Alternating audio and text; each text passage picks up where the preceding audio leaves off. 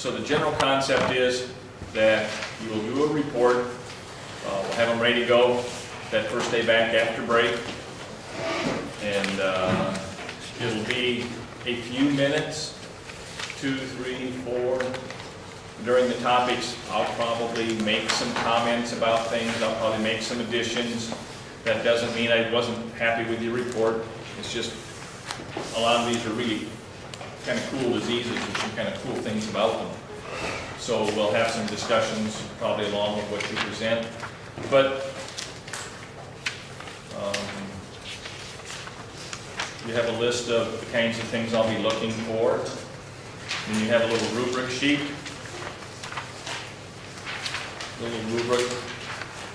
Looks like this one. It's just a 3-pager I gave you Friday or Thursday maybe.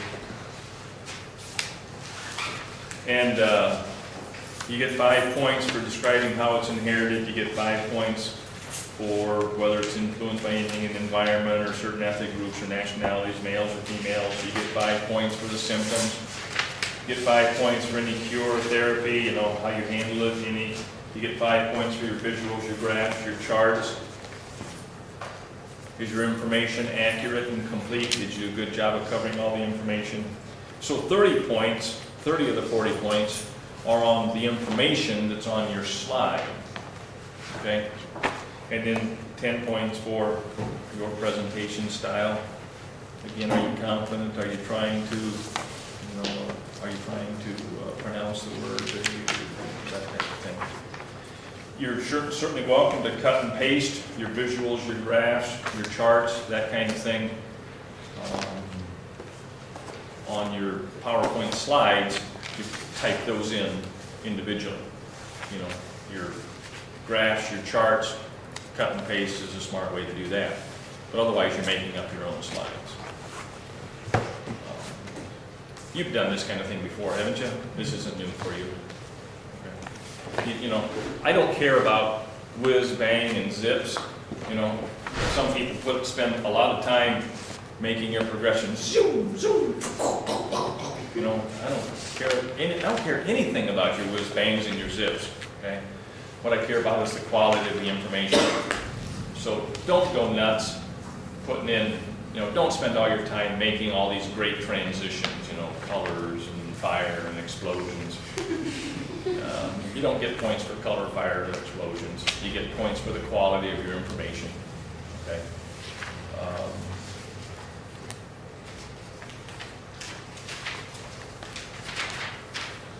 That make sense?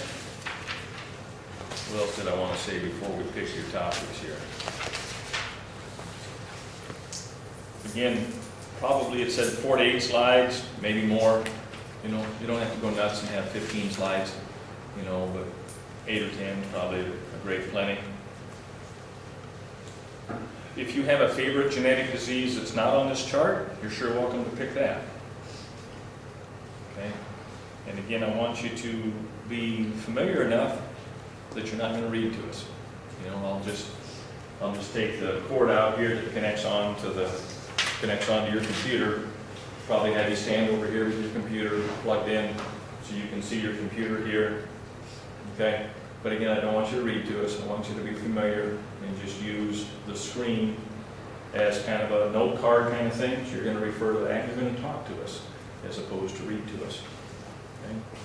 And my goal is not to get you up here and make you cry. My goal is not to make you feel bad. My goal is to have you be the expert on this disease for a few minutes. How's that sound? Who has number 1? Do you have a favorite on here so far? I'll do Turner syndrome. Turner syndrome is taken. Okay. What number was that? That was number 5. All right. Number 2. Yes. Edwards syndrome. Edwards syndrome, right above it. Number 3. Yes. Alzheimer's. Alzheimer's. That's not one that's starred. It's one of your favorites, kind of? Yeah, that was my favorite. All right. And that's an example of a disease where you're going to have to, Alzheimer's is a big category. So you're going to have to do a little searching to find a specific type in, yeah. And I'm anxious to hear that. That's good. Number 4. Oh, that's me. That'd be you. Can I do Down syndrome? Down syndrome has been done, been there, done that one. We kind of did that in class. Okay. I'll do. Is it autism one? Okay. And what number is that? I don't think it's on the list. Not on there. Okay. And that's another one. It's going to be a little bit of a puzzle. Okay. In terms of, is it genetic or not? You'll probably find some environmental triggers on that, but it's a very interesting one. Yeah. So, see how you do with the genetics part of it. Okay. That's fine. You were number 4. Number 5. Yes. I'll do Huntington's. Huntington's. That's number what here? 26. 26. Thank you. Number 6. Yes. Can I do color blindness? Been there, done that. Sorry. I'll do polydactyl. Polydactylism, that's kind of an interesting one. Okay. And number 7. I'll do 27. 27 is cry-do chat. Interesting one. Okay. Number 8. I was just about to pick that one, but You kind of like that one, did you? yeah, I'll do Tay-Sachs disease. Tay-Sachs, that's a good one. Tay-Sachs is number 20 on there. Number 9. Yes. I'll do Marfan. Marfan. Okay. Yeah. We talked about that briefly, but not too much now, so that's fine. Number 10. Dwarfism. Which one?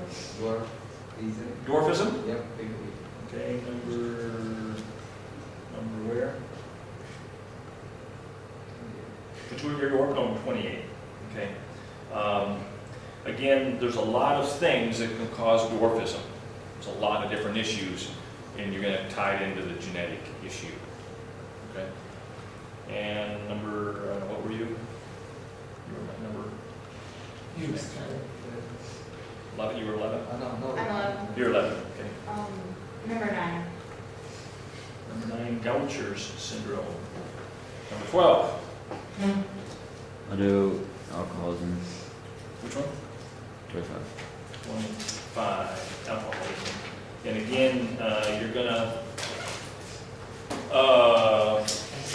find a lot of things there. You're gonna find a lot of conflicting results there, conflicting on whether it is in fact genetic or not. Okay, so give that your best shot. Tomorrow, I will ask you how you're doing. Okay, that does not obviously mean you have to have it done for tomorrow, but it's just sometime between today and tomorrow. Why don't you spend a little bit of time looking at this topic and see if it's where you want to go. Okay, with 12 of you in here, I would actually give you the chance to change your topic if you want to tomorrow. You know, so and all your topics are fine. You know, but if you just run into a bunch of dead ends or a bunch of roadblocks, I don't think this isn't what I'm looking for. You know, there's some other good ones out here too. And, fair enough? So I'll ask you that question when we start tomorrow. Otherwise, we're going to move on. All right. Friday, we spent some time talking about the twin study. I didn't get quite that far in my 8th period class. We kind of got sidetracked, which is all, that's all fine. But what did the twin study came to show us? Are you more genetic or are you more environment? Twin study leaned more genetics, didn't it? That you were more the product of your genes, which was kind of interesting. We also spent some time talking about breeds of dogs and how you come up with new breeds of dogs, okay? And making what are called hybrids or inbreeding. We talked about the effects of inbreeding, kind of as the bell rang there. I showed you a couple examples. I wrote something kind of hard here about if you want to adopt that child, okay? And you know, and that was kind of the point that if you are the result of your environment, okay, then why was there hesitation to adopt that child? Well, that was the effects of inbreeding. Okay? And inbreeding is an issue. I'm not going to talk on any, any particular group of people. There are lots of places where people are isolated because of mountains, because of whatever, because of religions. Here in Iowa, we have a group of people that don't have electricity in their homes, don't drive cars. That religious group is called the Amish. Okay? And if you're going to be Amish, and they're very good people, they're very hard-working people, I'm not going to say anything negative about them at all. But Amish people have raised families, they have raised livestock, and because of their religion, they are typically not going to marry outside of their religious group. Okay? We have Amish in Iowa? Yes. Sure. Okay? Let me put in Amish map. Whoops. And these are places where you find Amish living in the United States. Okay? And so if you're this little pool of Amish out here, or you're this little pool of Amish up in here, maybe there's only 30, 40, 50 people in your little community, and typically an 8th grade education is about all that they figure they need. Okay, and in most states, Iowa being one, we kind of let them self-educate their own kids. There were some issues with that, but let them kind of self-educate. But so that kid gets up to 15, 16 years old, time for them to get married and start their family. Well, if you're living in this group of 40, 50, 60 people in your community, is inbreeding an issue? You're this 15, 16-year-old boy, and you're looking to start, get married and start your family. You don't have too many choices in terms of who the girl's going to be. It's not a big gene pool. And so it's not uncommon at all for this kid from Iowa to be shipped out to Pennsylvania, or shipped out to Illinois, or shipped up to Wisconsin, and bring back a girl. Find somebody from a different gene pool. Just like the effects of inbreeding in people are an issue, or just like the effects of inbreeding in cattle and livestock are an issue, effects of inbreeding are an issue in the Amish too. And that's something they pay attention to. Make sense, kind of? Then so we talked about, if you're going to come up with a new breed of dog, we said you keep breeding dogs that have characteristics similar to what you want. And after lots of what's called line breeding, you end up with purebreds. Okay? Well, the same kind of thing is done with corn. And we talked about the fact that plants have genetics, have male and female parts, just like corn does. And we're growing up here in Iowa. You guys should have some sort of feeling for this stuff that's, Iowa's #1 in the nation in corn, #1 in soybeans, #1 in hogs, #1 in eggs, grocery #1 in, but this is the old basic Indian corn. Go back to here, whoops, back to here, whoops, now let's stay here then. Would an Iowa farmer be tickled to raise any of those? If an Iowa farmer went out to pick their corn and they had all of those things out there in the field, would that please them? No. Iowa farmer wants that big ear, wants everything to be nice and straight, wants all the disease resistance, wants all the good traits. So how did we come up with this corn that we're raising? How did we come up with the best pumpkins? How did they come up with the best tomatoes? How did they come up with the best green beans? You know, where did the pioneers get their seed from? If you're out in the prairie, where'd you get your pumpkin seeds from? Where'd you get your watermelon seeds from? Did you go down to the corner of Earl May? There wasn't Earl May in the corner. Where'd you get your seeds from? Pardon? Take them out. You got them from last year's crop, didn't you? Okay? So here's a bunch of tomato plants.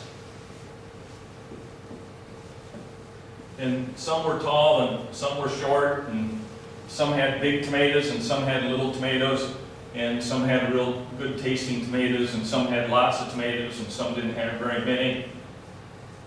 And inside the tomatoes are seeds, right? And so you kept the seeds from the best one.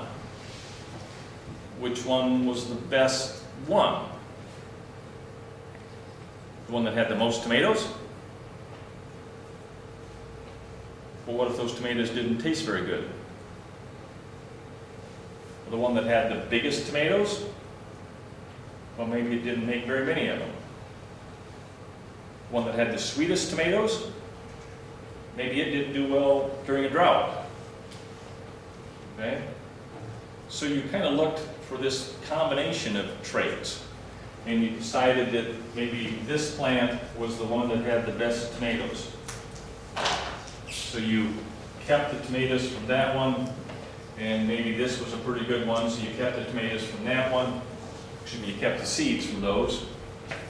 And it was pretty important that you kept those seeds, whether it was your pumpkins, your cucumbers, your corn, your tomatoes. That was one of the most important things you did out in the prairie, was kept those seeds from year to year. And you had to keep them someplace where the varmints, the mice, and whatever didn't eat them. Okay, so you kept those seeds. Next year you came out and planted those seeds.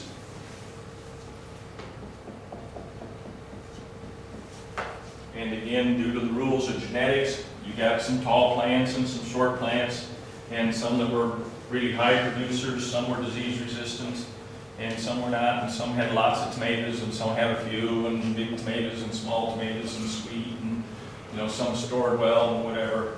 And again, you did the same thing next year. You kept the tomatoes from the plant that seemed to have the best traits, and you planted those. And after generations and generations and generations of that, you ended up with tomato plants that were pretty predictable. Just like after breeding the dog that had the desirable traits with another dog that had the desirable traits, pretty soon you produced what was called a pure line of dogs. The pure line of golden retrievers, or the pure line of whatever, or you produced the pure line of the pumpkins that were the nice ones, or the tomatoes, or green beans, whatever it happens to be. And people do this. These are seed breeders. People do that today. They're still trying to develop new varieties. Okay? And you're looking for all the good traits. So, in the case of the corn, you know, that's what the Iowa farmer wants. Okay? The Iowa farmer's going to be disappointed if they have all these others. But those were all, this was all the corn that the Native Americans were growing. Okay? Lots of different colors, lots of different shapes, lots of different disease resistances, but this is what the Iowa farmer wanted. And so they kept selecting corn that had those traits. Okay? And it's even gone further than that. Okay? Over here's a horse, over here's a donkey. Those are two different animals. Okay? A horse has its set of traits, a donkey has its set of traits. But if you cross those two, what do you get? You get a mule, which is a hybrid. Anybody raise mules? Anybody spend time with mules? Know anything about mules? Can you mate a mule with a mule? Mules are sterile. Okay? The only way you get a mule is to cross a horse with a donkey. And that mule is called a hybrid. It's a cross between two pure lines. What do you get if you cross a tiger with a lion? You get a liger, right? And can you cross a liger with a liger? No, by definition, that hybrid is sterile. Okay? Can you cross a dog and a wolf? You get a what? Dolph or a wog? And can you cross a wog with a wog? Get another wog? No, by definition, they're sterile. But with plants, it's a little bit different. Okay? But this hybrid, kind of a key word here, is a cross between two pure lines. This was a pure line of donkeys, a pure line of horses. You cross those to get a mule. Let's go back to corn for a minute.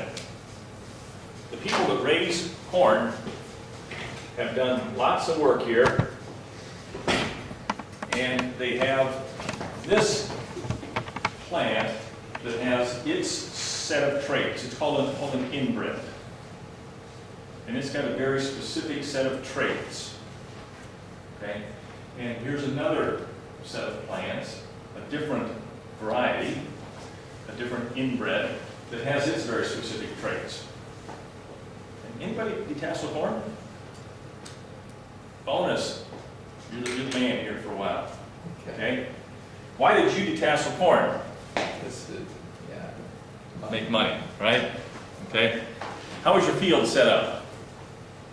What did the field look like when you walked out in there? A lot of corn. A lot And- of rows. How many rows? A lot of rows. 200. But the rows were in kind of a pattern. Yeah. What was the pattern of the rows?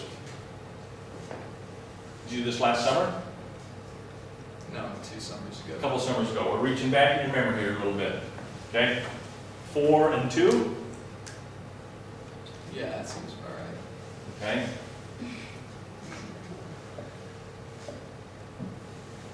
Four rows, and then 2 rows. And then 4 rows. And different ones are set up differently. Okay? And then 2 rows. And here's 2 over here. And off we go across the field. And these 4 were one specific type of corn.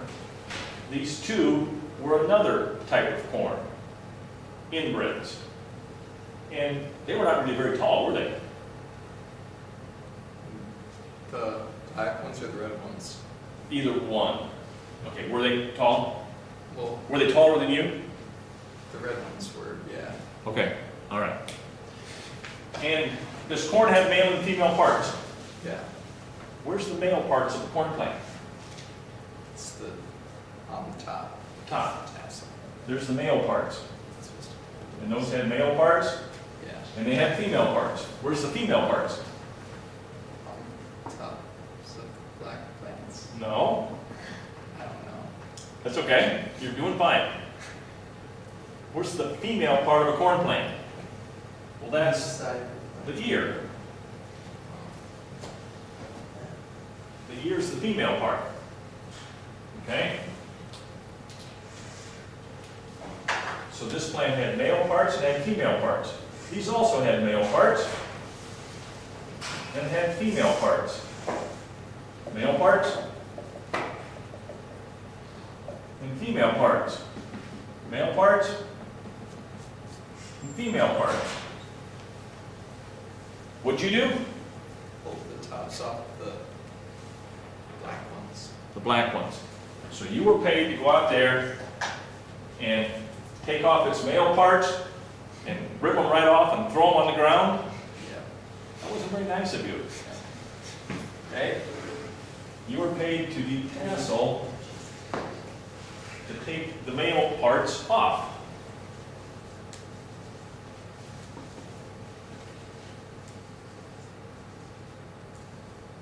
you got done that day, and you're climbing back on the bus, and somebody said, you missed one, and you said, that's okay, and they said what?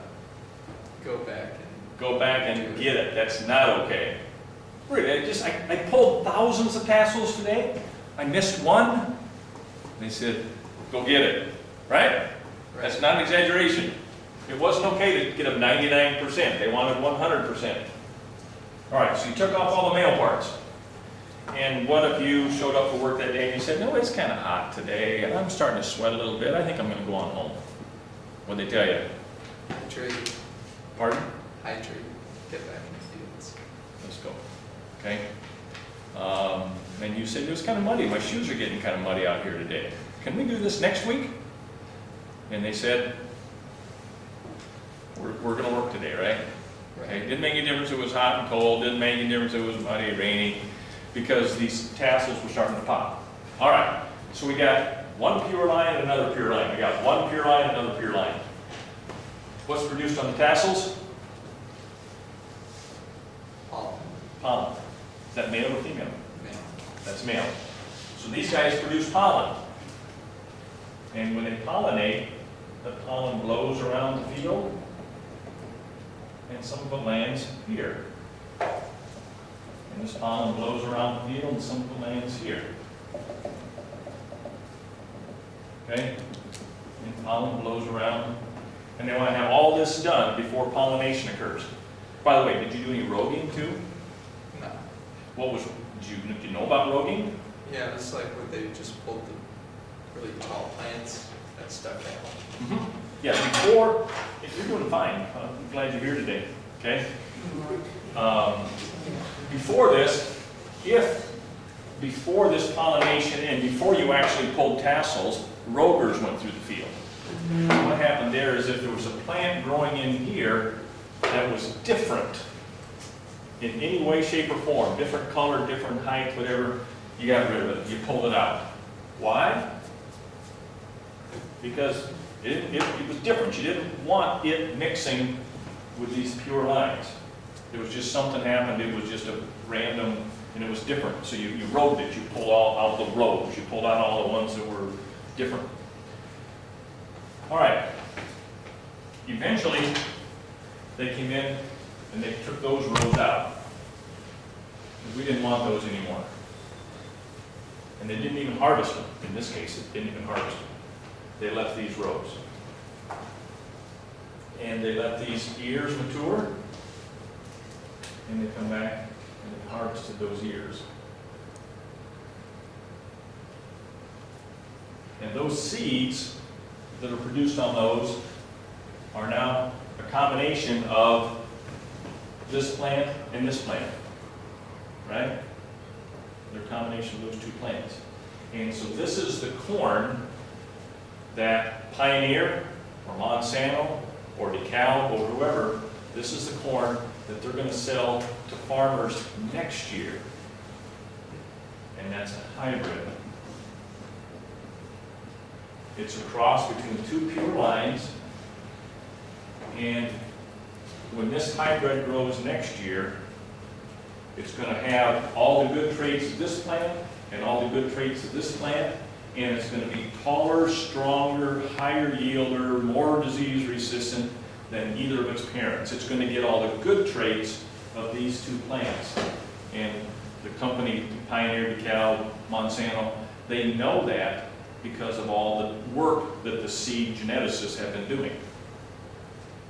Okay? And that's expensive, very expensive. I can't begin to guess. Actually, know the answer, but it's like a bag of seed corn is, I should ask Mr. Lynch, he's a farmer, he'd know this. Hang on a minute.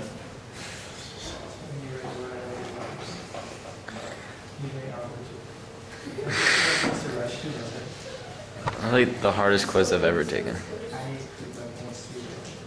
It's terrible. You're gonna fail it.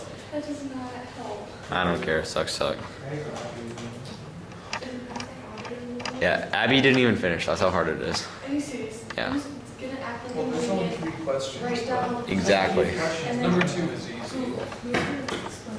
$250 to $300, and that plants maybe 2 acres of corn. An acre is something the size of a football field. And a farmer is going to plant hundreds and hundreds of acres. So does a farmer spend a lot of money on seed? A lot of money on seed. And as they make a decision, they want to buy the right seed. And that's the kind of thing that farmers are doing right now. They're going to meetings and they're meeting with seed salesmen and trying to decide how much money should I spend and what kind of seed should I buy for next year. That's a huge decision they're trying to make right now, because they're going to spend many, many, many thousands of dollars on that. Does this all make sense, kind of? Okay. All right. Like I said, I'm ahead of you guys. I'm a little bit ahead of where I am with the other classes. Grab your genetics papers. We have a genetics paper here, some yellow. Yeah, that's what I'm looking for. Thank you. All right.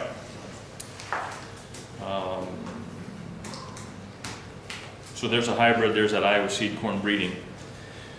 Yeah. Well, we want to.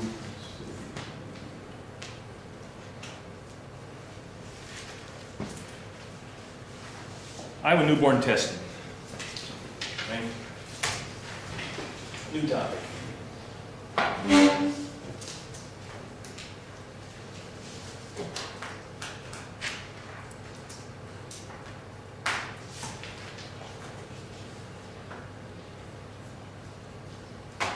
Years down the road, folks, when you have your first little baby, okay, before your little baby comes home, they are going to test it for genetic diseases.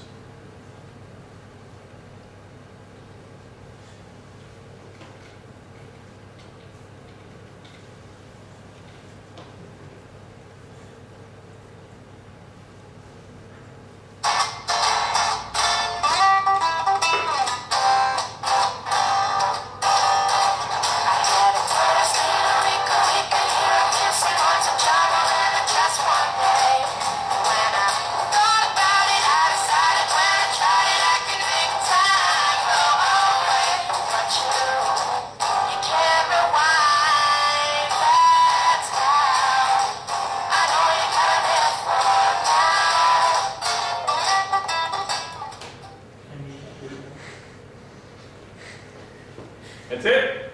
That's all I get? I'm sorry. All right. How's my baby screened? Let me make this a little bit bigger.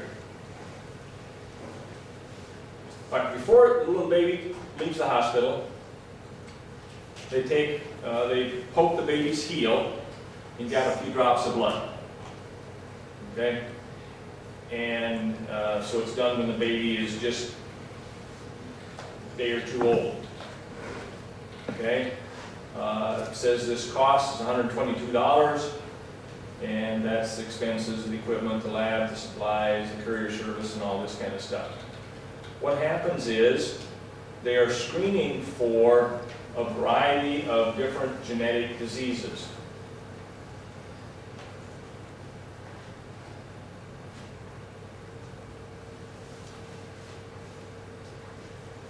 Would you like to know before your baby leaves the hospital if it has any kind of a genetic disease? Yes. Yeah, you probably would, wouldn't you? Come on, let's load. I should have had this stuff loaded. I didn't know we were going to get this far today, guys. All right.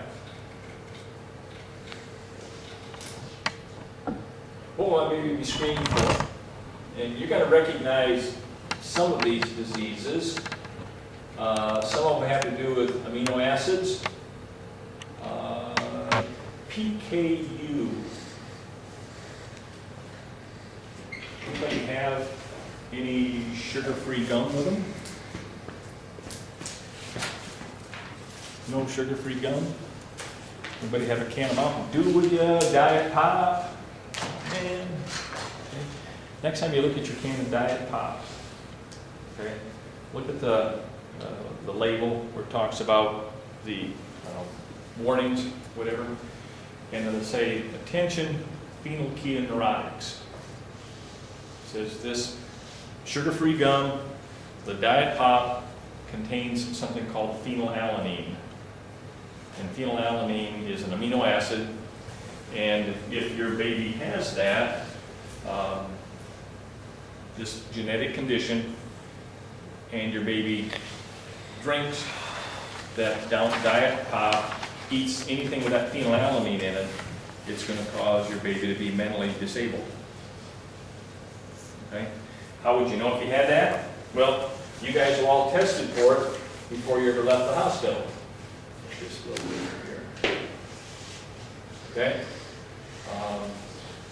You were tested for sickle cell anemia. You were tested for cystic fibrosis. And a lot of diseases here that I can't pronounce and you can't pronounce and I don't recognize them. You were tested for something called maple syrup urine disease, which is a thing that obviously, as the name tells you, it's where your urine smells like maple syrup, whatever that's worth. Tested for some hyperthyroid conditions, okay? And this is all something that's diagnosed by looking at your karyotype. We talked about karyotypes the other day, right? Looking at the combination of your chromosomes. Make sense? In some cases, you can do something about these. You can change diet. You can change something about how you raise your baby to avoid those diseases. But in many cases, they may not be treatable. And in some cases, there's no way you would know your baby has this until they start showing the symptoms. Okay? But if your baby's born in the hospital, they're going to test them for all those kinds of things. And we'll talk about some of these. Some of these are going to come up as you do your reports. Fair enough? I'm going to quit there for today, and we'll continue on tomorrow a little bit. All right?